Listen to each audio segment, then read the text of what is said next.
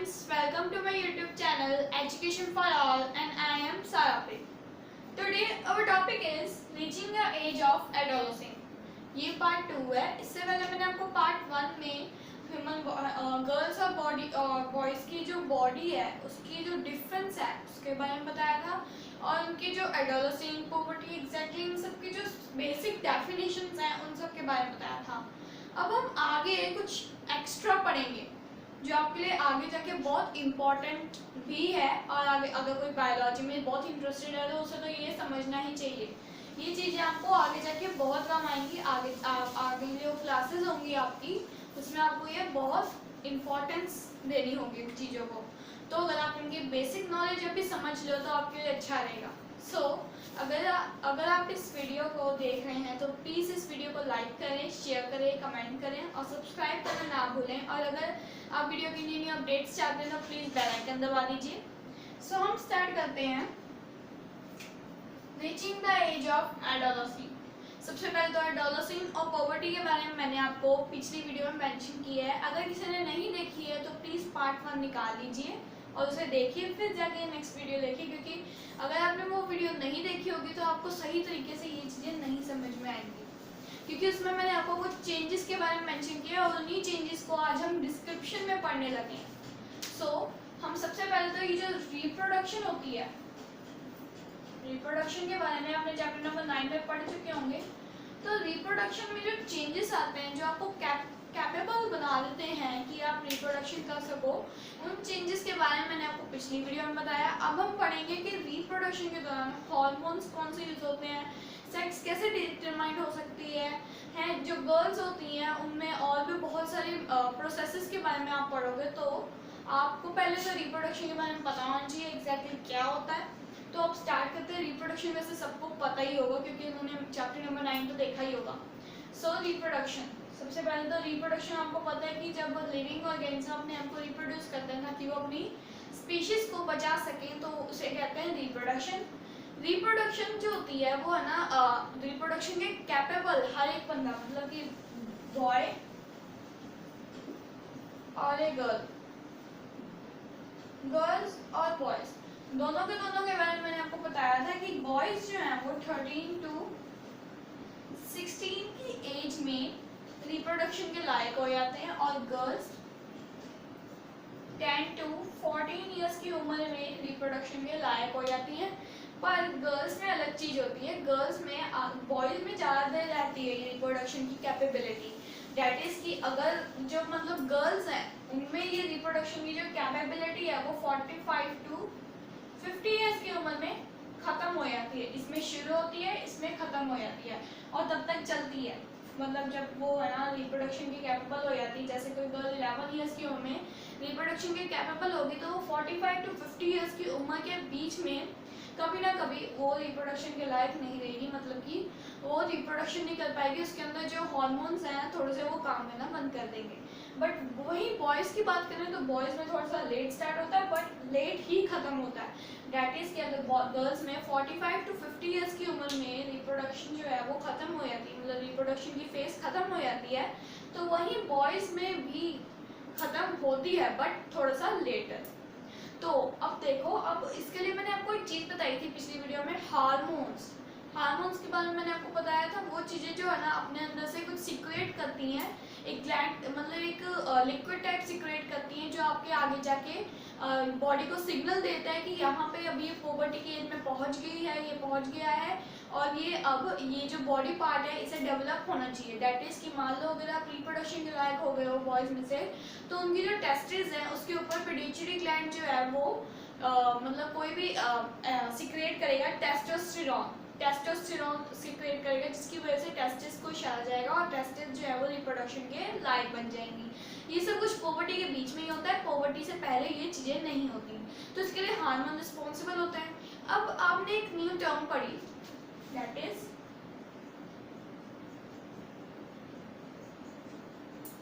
Testosterone.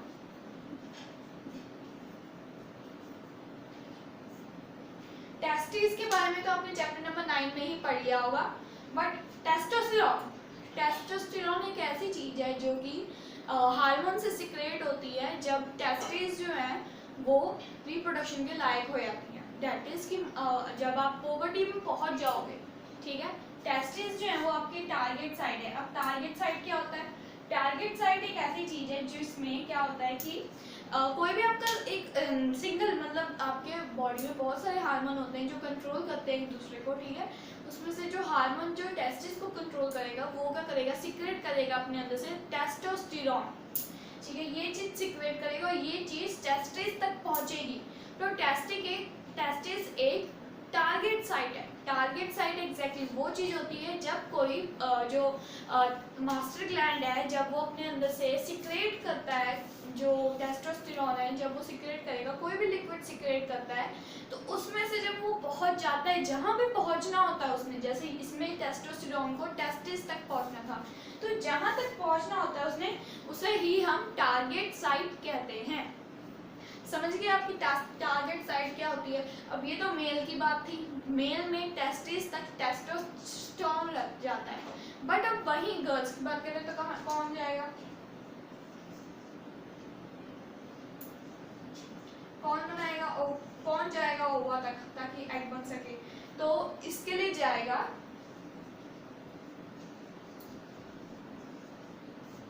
एस्ट्रोगन। एस्ट्रोगन भी testosterone की तरह एक लिक्विड टाइप है, एक इक्विपमेंट है जो कि क्या करता है, पिगमेंट है एक तरीके का, जो ओवा तक पहुंचता है, उसे सिग्नल देता है कि अब भी पोवर्टी के लायक हो गया है, और उसके बाद वो अपनी रिप्रोडक्शन की कैपेबिलिटी को बढ़ाता है। समझ गए आपकी रिप्रोडक्टिव फेज जो है ह्यूमन में वो कैसे शुरू होता है? इसी तरीके से आपके अंदर सेक्स हार्मोन्स बनते हैं और इसी तरीके से आप रिप्रोडक्शन के लायक होते हो। तो यही चीजें जो है ये मेन है, इन सब चीजों को आपको पढ़ना है, ठीक है। इसके बाद हम कुछ और बात करते हैं, डेट इज कि गर्ल्स के अंदर अपन देखो ह्यूमन बॉडी के अंदर बहुत सारे चेंजेस आते हैं, पर स्पेशली अब हम गर्ल्स के बारे में बात करेंगे। गर्ल्स के अंदर बहुत सारे चेंजेस आ जाते हैं, ठीक है, बट एक चेंज होता है, एक ऐसा प्रोसेस होता है date is called menstruation.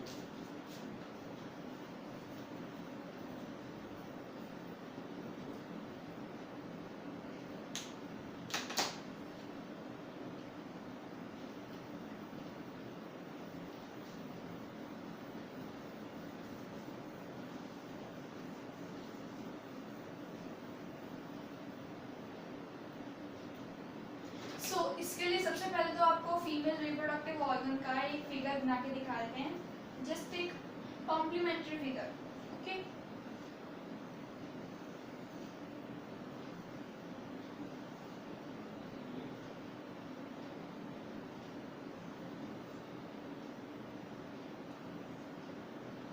So this is the figure of female reproductive organ, ठीक है। अब यहाँ पे रिप्रोडक्शन होती है, दैट इज कॉल्ड यूट्रस, ठीक है, और फैलोपियन ट्यूब में होती है। वैसे तो यूट्रस में पलता है थोड़ा सा बच्चा,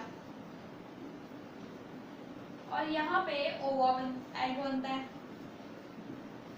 यू कैन आल्सो से ओवा, ठीक है। तो यहाँ पे यूट्रस होती है, यहाँ पे फैलोपियन ट्यूब होती है, और यहाँ पे एग बनता है।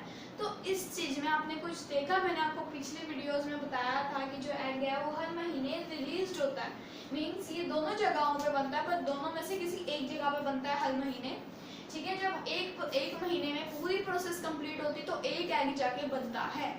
जब एक एग बनता है तो वो निकल जाता है, ठीक है, मीन्स कि एक एग निकल जाता है, यहाँ से यहाँ पे पहुंच जाता है, बट स्पर्म तो कोई नहीं आई। जब आप 10 to 12 ईयर्स में, मतलब अभी कोई फ्यूजन टाइप नहीं हुआ है, आप नॉर्मल हो अभी, ठीक है, बट आपके अंदर एग बन रहा है, आप रिप्रोडक्शन फेज के लायक हो, तो आप क्या करोगे? तो फिर क्या होगा आपकी बॉडी के अंदर? ऐसे सवाल आएंगे। तो मैं आपको बता देती हूँ, ये प्रोसेस, इसी प्रोसेस को हम मेंस्ट्रुएशन कहते हैं। इसमें क्या होता है, आपका जो एग है वो रिलीज होगा, यहाँ पे फैलोपियन ट्यूब पे पहुंचेगा। जब फैलोपियन ट्यूब में पहुंचेगा वो स्पर्म तो नहीं होगी, बट जो यूट्रस है वो तो तैयार रहेगी ना कि स्पर्म आएगी तो फिर हम रिप्रोडक्शन करेंगे, तो फिर इसलिए ना बॉडी जो है कैपेबल हो, तो जो यूट्रस वॉल है वो थिक होने लग जाएगी, थिक लाइनिंग आने लग जाएगी, उसके अंदर पतले पतले सी लाइनिंग आएगी, थिक लाइनिंग आएगी, और वो जो थिक लाइनिंग है वो बढ़ने लग जाएगी। बट जब स्पर्म ही नहीं आया तो फिर क्या फायदा? तो यूट्रस की जो थिक लाइनिंग है वो शेड ऑफ हो जाएगी, डेट इज कि वो बिखर जाएगी, वो निकल जाएगी, और जब वो निकल जाएगी एग्जैक्टली तब क्या होगा कि उसमें से खून निकलेगा थोड़ा सा, और फिर मतलब कि जब ये एग है, जो एग थिक लाइनिंग के साथ निकल आता है बाहर, मतलब नॉर्मली ऐसे ही बाहर निकल आता है, ठीक है। This process is called menstruation, means कि ये प्रोसेस वो प्रोसेस है जिस जब रिप्रोडक्शन के लायक हो जाती हैं गर्ल्स 10 to 12 ईयर्स की उम्र में, तब ये स्टार्ट हो जाता है प्रोसेस, और ये तब तक रहता है जब तक आप 50 साल की उम्र तक ना पहुंच जाओ। और ये प्रोसेस हमेशा होगा आपके साथ 28 डेज के बाद। 28 डेज के बाद ही हमेशा आपके साथ प्रोसेस होगा। इसमें क्या होगा, आपका जो एग है वो रिलीज हो जाएगा, फैलोपियन ट्यूब तक पहुंच जाएगा। जब फैलोपियन ट्यूब पे उसे स्पर्म नहीं मिलेगी, बट जो यूट्रस वॉल है वो तो थिक होगी, पूरे महीने थिक होती रहेगी, थिक होगी। जब वो पूरी की पूरी, तो एग यहाँ तक पहुंच गया बट स्पर्म नहीं मिली, तो स्पर्म नहीं मिली तो एग जो है वो अपने आप को शट ऑफ कर देगा, वो निकल जाएगा, और यूट्रस वॉल जो है, थिक लाइनिंग है, वो भी निकल जाएगी, जिसकी वजह से ब्लड भी आएगा। आपका ब्लड और आपका एग दोनों साथ में निकल आएंगे। इन बिटवीन 28 डेज के बाद होता है ये। 28 डेज जब निकल जाते हैं, जब ये एग बन जाता है, तब होता है ये। मतलब इसमें 28 डेज, कभी कभी 30 डेज इस तरीके से भी हो जाता है, बट नॉर्मली अगर मैं बात करूँ तो 28 डेज या उससे कम ही लगता है। ओके, सो ये मेंस्ट्रुएशन का प्रोसेस है। इस प्रोसेस को आपको ध्यान से पढ़ना है, क्योंकि ये बहुत अच्छा प्रोसेस है, ये बहुत ही इंपॉर्टेंट प्रोसेस है। ये आपके लिए 5 मार्क्स का क्वेश्चन लेके आ सकता है, आपके 5 मार्क्स झोली में आ जाएंगे। तो अब इसके बाद अगर आप ये मानो कि यहाँ पे स्पर्म आ जाती है, ठीक है, दिस इज स्पर्म, ठीक है, तो फिर क्या होगा, क्या मेंस्ट्रुएशन की प्रोसेस होगी? नो, यूट्रस वॉल थिक होगी, वो तो प्रिपेयर थी कि मैंने स्पर्म को पकड़ना है, ठीक है, स्पर्म आ गया, एग भी आ गया, जैसे जब एग आ जाएगा, स्पर्म आ जाएगा, फ्यूजन हो जाएगा, ज़ायगोट बनेगा, जैसा चैप्टर नंबर 9 में बताया मैंने, फर्टिलाइजेशन का प्रोसेस होगा, जिसकी वजह से आगे जाके बेबी आएगा, ठीक है। तो स्पर्म और जब एग है, जब वो मिल जाएंगे तब उसे प्रेगनेंसी कहेंगे, और अगर तो वो नहीं हुआ तो उसे मेंस्ट्रुएशन कह देंगे, मेंस्ट्रुएशन साइकिल कहते हैं वैसे इसे ज़्यादातर। इस प्रोसेस को, पूरे प्रोसेस को मेंस्ट्रुएशन साइकिल कहते हैं, और जब होती है ये चीज़ तो फिर इसे मेंस्ट्रुएशन कहते हैं, खेला, ठीक है। ये जो पीरियड ऑफ टाइम होता है, इसमें यहाँ पे एग जो है वो रिलीज होगा ही होगा, चाहे तो इधर से होगा चाहे वो इधर से होगा, बट होगा ही होगा। इसका शायद आपको साइकिल भी दिया होगा, पूरा टेबल बना के दिया होगा, आपने देखा होगा, जहाँ पे ये कॉलम है वहाँ पे बना के दिया होगा आपको। वो टेबल भी बहुत इंपॉर्टेंट है, ऐसा नहीं कि उसे लर्न करना है, बट उस टेबल को एक बार आप देख लें तो आपको ये पूरी साइकिल समझ में आ जाएगी कि ये कैसी होती है, ठीक है। सो अब इसके बाद अलग बात आई है, और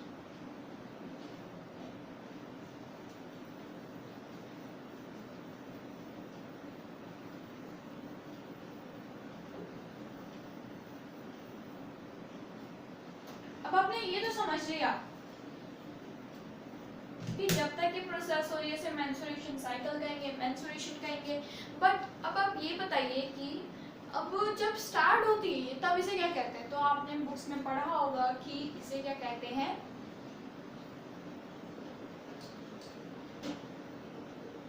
माइनॉरिटी। माइनॉरिटी एक ऐसा प्रोसेस है जिसमें जब स्टार्ट होता है रिप्रोडक्टिव फेज, जब गर्ल्स में स्टार्ट होता है, फर्स्ट आपको मेंस्ट्रुएशन आएगी तब इसे माइनॉरिटी कहेंगे, और जब आपकी मेंस्ट्रुएशन खत्म हो जाएगी, जब आपको नहीं आएगी मेंस्ट्रुएशन, तो उसे हम कहेंगे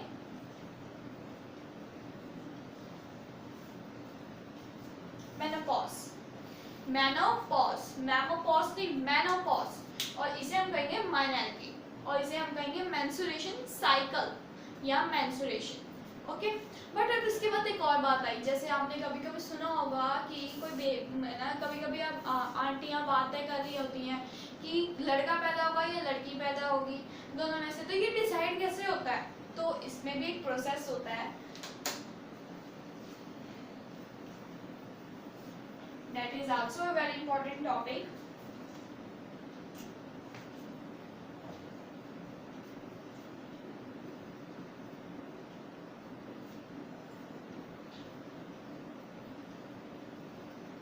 How is sex determined? So मतलब कि बेबी की जो सेक्स है, बेबी गर्ल होगा या बॉय होगा, मेल होगा या फीमेल होगा, ये कैसे डिफाइन होता है? तो इसके लिए आपको एक टेबल याद करना होगा। मैं आपको बहुत इंपॉर्टेंट फिगर बना के दिखा रही हूँ, ये फिगर डेफिनेटली आपको 5 मार्क्स के क्वेश्चन में आएगी, आपको देखना ही पड़ेगा इस फिगर को, इस फिगर को अपने माइंड में बिठा लेना।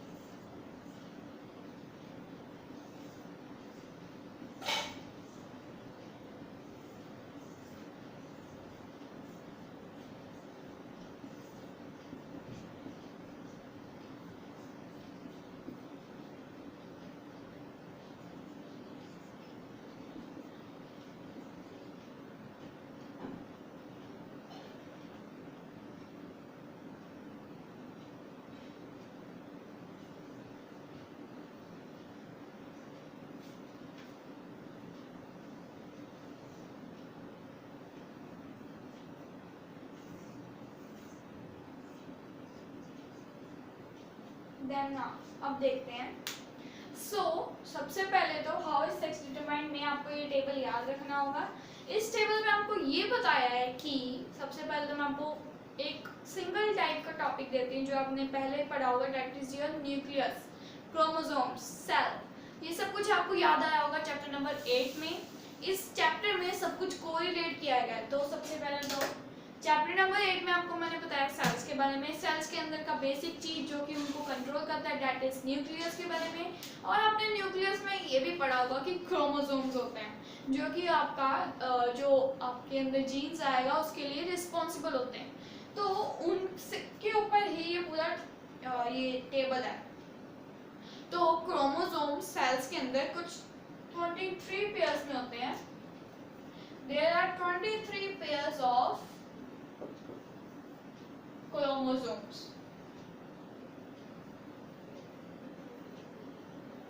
उनमें से एक पेयर, सिर्फ एक pair, both in girl and boy,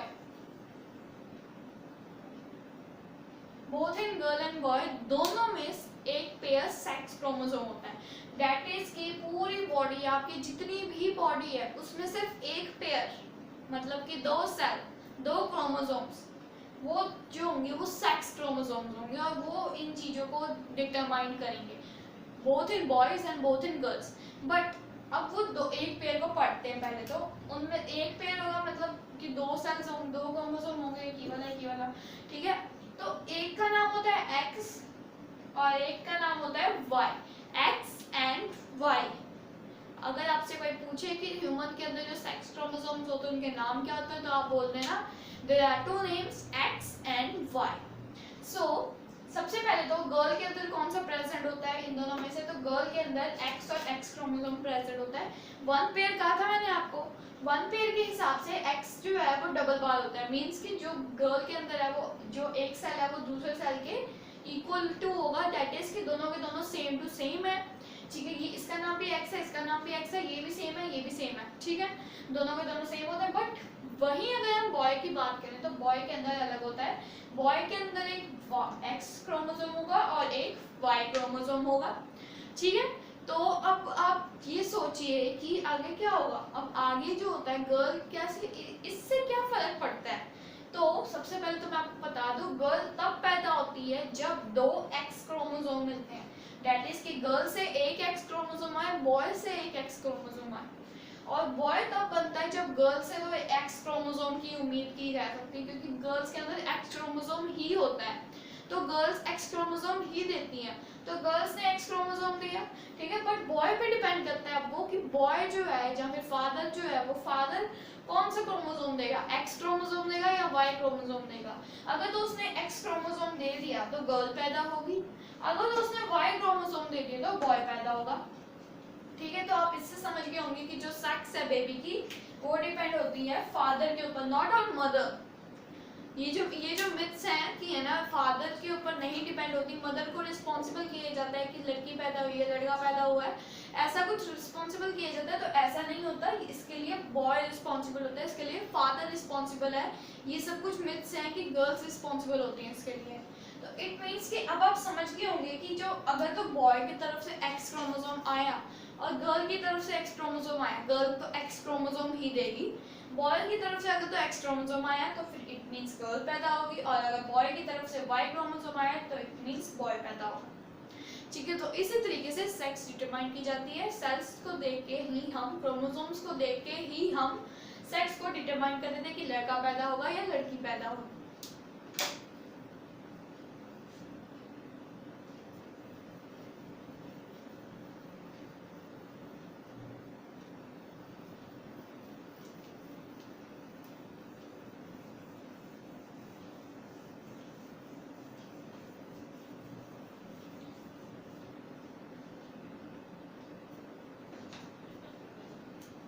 अब मैं आपको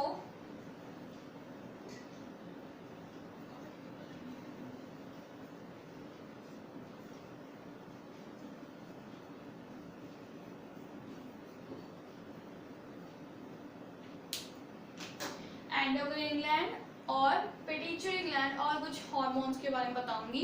सो पिट्यूटरी ग्लैंड को मास्टर ग्लैंड भी कहा जाता है, एंडोक्राइन ग्लैंड को भी मास्टर ग्लैंड कहा जाता है, क्योंकि ये रिस्पॉन्सिबल होता है बाकी सब ग्लैंड्स के लिए।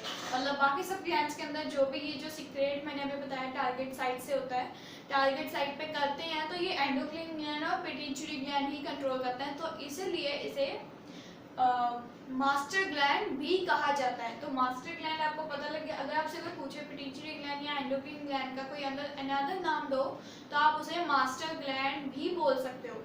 अब आप सोच रहे होंगे कि कुछ डिसीजेस तो अगर ये हार्मोन्स क्यों रिलीज होते हैं, मीन्स कि अगर मान लो हार्मोन की कमी होगी, डेट इज कि अगर टेस्टिस को जो जितना टेस्टोस्टेरोन मिलना चाहिए था उसमें कम हो गया, थोड़ा सा कम मिल गया उसे टेस्टोस्टेरोन, तो क्या होगा आपकी बॉडी के अंदर।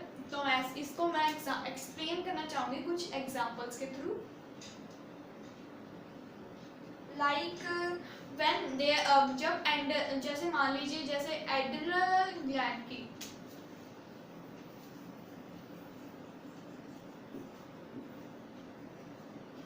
अगर एड्रिनल ग्लैंड ने कुछ कमी कर दी आपके अंदर, कुछ कमी होगी आपके अंदर, तो क्या होगा, आपके अंदर डायबिटीज हो जाएंगी, आपके अंदर डायबिटीज हो जाएंगी। तो आपको इस चीज़ों से बचना है। अगर आप इन ग्लैंड्स को बहुत ही सुरक्षित रखना चाहते हो तो इसके लिए आपको क्या करना पड़ेगा, इसको मेरे को बताने की ज़रूरत नहीं है। ऑब्वियसली सबको बैलेंस डाइट लेनी होगी, क्योंकि हमारे जो ग्लैंड्स हैं इनको एनर्जी चाहिए होती है और प्रोटीन्स चाहिए होते हैं, न्यूट्रिएंट्स चाहिए होते हैं, और इसके लिए ग्लैंड्स जो हैं वो खाना मांगते हैं, वो न्यूट्रिएंट्स मांगते हैं, सब कुछ मांगते हैं ताकि वो एनर्जी लें और आगे अपना जो हार्मोन्स जो भी उन्होंने रिलीज करना है, जो भी उन्होंने है ना आगे जाके जो भी करना है, उन्होंने अपनी बॉडी को डेवलप करना है, आपकी बॉडी जब ग्रोथ करे, इसलिए ये सब चीज़ें हों। तो इन सब चीज़ों को अगर आप सही तरीके से कंट्रोल में रखना चाहते हो तो आपको खाना खाना पड़ेगा, आपको बैलेंस डाइट लेनी पड़ेगी। अब एग्जैक्टली बैलेंस डाइट क्या होता है।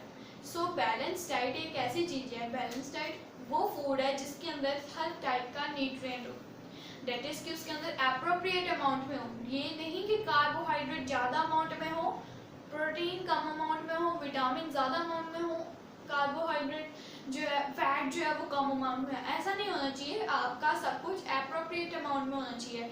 डेट इज कि जितना अगर आपको खाना है आप उतना ही खाओ, उससे ज़्यादा खाओगे तो आप मोटे हो जाओगे, नहीं तो आप पतले हो जाओगे, आपकी बॉडी के अंदर कोई ना कोई साइड इफेक्ट आ जाएगा, आपको बीमारियाँ लगेंगी, जैसे कि यहाँ पे डायबिटीज़ लगी हैं, वैसी बीमारियाँ लगना शुरू हो जाएंगी। ज़्यादा मीठा खाना, ज़्यादा कड़वा खाना, ऐसी चीज़ें भी अच्छी नहीं होती। तो इसीलिए ये चीज़ें जो है ये आपको समझनी होंगी कि क्यों आपके लिए बैलेंस डाइट इम्पॉर्टेंट है। और जब आप पोवर्टी की एज में आते हो, एग्जैक्टली जब आप पोवर्टी की एज में आते हो तब आपको हर कोई कहता है खाया पिया कर, खाया पिया कर। तो ऐसा इसलिए कहते हैं क्योंकि ये जो चीज़ें हैं, ये ग्लैंड्स हैं आपके, ये खाना मांगते हैं, एनर्जी मांगते हैं, ये न्यूट्रिएंट्स मांगते हैं आपसे। और ये न्यूट्रिएंट्स अगर आप देते नहीं हो रहे तो फिर ये कैसे काम करें आपके लिए, अगर आप इन्हें एनर्जी नहीं देते। अगर आप किसी वर्कर को पगार नहीं दोगे तो वो आपके लिए काम करेगा, कभी भी नहीं करेगा आपके लिए काम, जब तक आप उसे सही टाइम पे पगार नहीं दोगे, सही टाइम पे उसे वेतन नहीं दोगे, सही टाइम पे उसको जैसे यूज़ करना है वैसे यूज़ नहीं करोगे। वैसे ही आपकी ग्लैंड्स हैं, आप मान लीजिए कि आप इन्हें न्यूट्रिएंट्स नहीं दे रहे हैं सही तरीके से अप्रोप्रिएट अमाउंट में, ये क्यों करें आपका काम, ये कभी भी नहीं करेंगे आपका काम, ये आपको है ना कभी भी फिट नहीं रख पाएंगे सही तरीके से। तो इसलिए आपको बैलेंस डाइट इंपॉर्टेंट है। इसके बाद आपके पर्सनल हाइजीन की बात आ जाती है। तो पर्सनल हाइजीन तो उनको बताने की ज़रूरत ही नहीं है, हर किसी को अपनी बॉडी क्लीन करनी चाहिए, स्पेशली बॉयज़ गर्ल्स सबको, और स्पेशली मेंस्ट्रुएशन गर्ल्स को, क्योंकि उनको इन्फेक्शन का चांस होता है। जब मेंस्ट्रुएशन हो रही होती है तो उनका ब्लड भी निकलता है। और साथ में बैलेंस डाइट भी मेंस्ट्रुएशन गर्ल्स को ज़्यादा लेनी चाहिए, क्योंकि जब आपका ब्लड निकलता है तो आपके अंदर आयरन की कमी हो जाती है, और आयरन की कमी होती है तो ऑब्वियसली आप बीमार पड़ोगे, आपके अंदर कमज़ोरी आ जाएगी। तो इस कमज़ोरी को दूर करने के लिए अगर आप चाहते हो कि मेंस्ट्रुएशन के दौरान आपका ब्लड जो है वो कम से कम शेड हो, तो आपको आयरन खाना ज़्यादा से ज़्यादा। तो इसलिए बैलेंस डाइट गर्ल्स के लिए भी इम्पॉर्टेंट है, और मेंस्ट्रुएशनी गर्ल्स के लिए स्पेशली अपने आप को साफ करना इंपॉर्टेंट है, ताकि वो अपने आप को इन्फेक्शन से बचा सकें। बॉयज़ को भी इन्फेक्शन से बचने के लिए ये सब कुछ करना इंपॉर्टेंट है, वो अपने आप को साफ रखें, और वैसे भी नॉर्मली बाथ लेना बहुत अच्छा होता है। इसके अलावा आपको एक चीज़ के बारे में बताते हैं हम, एड्स।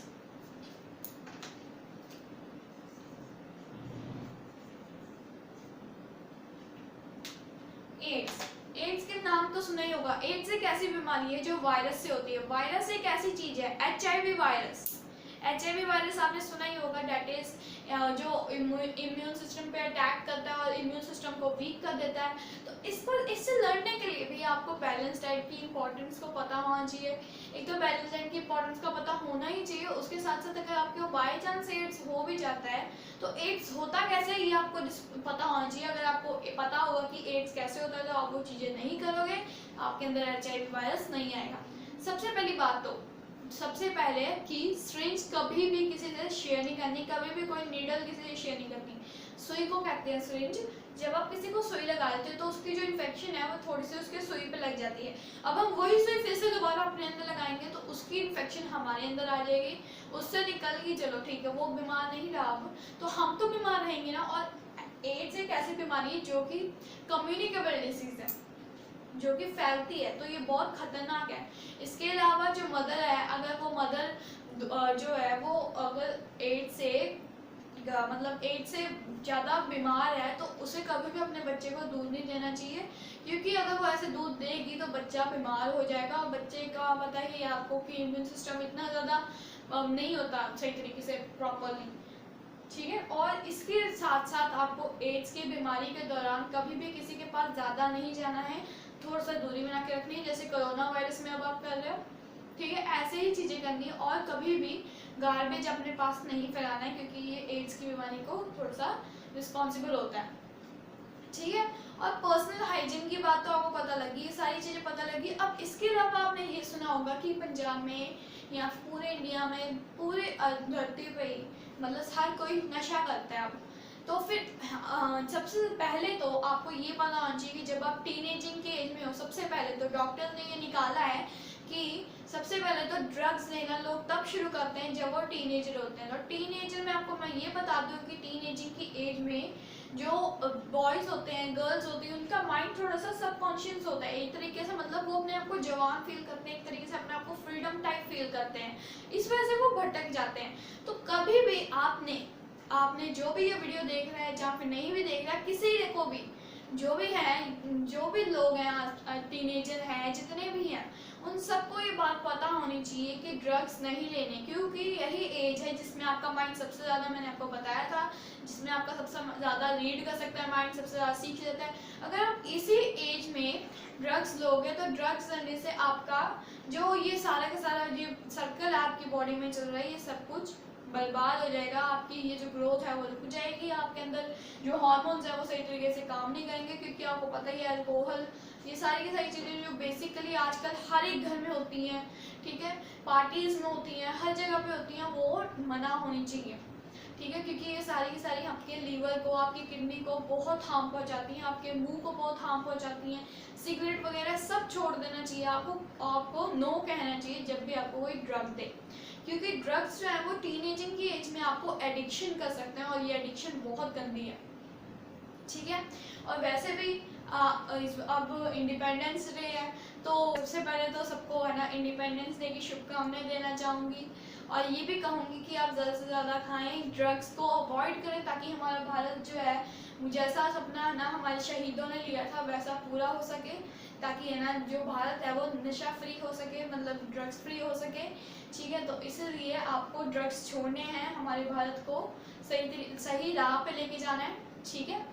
इसके अलावा मैं आपको कहना चाहूँगी कि आप इस जो इंडिपेंडेंस डे है इसमें ज़्यादा से ज़्यादा लोगों की मदद करें, जो हमारा इंडिया है उसे सुधारने की कोशिश करें, और घर पे रहें।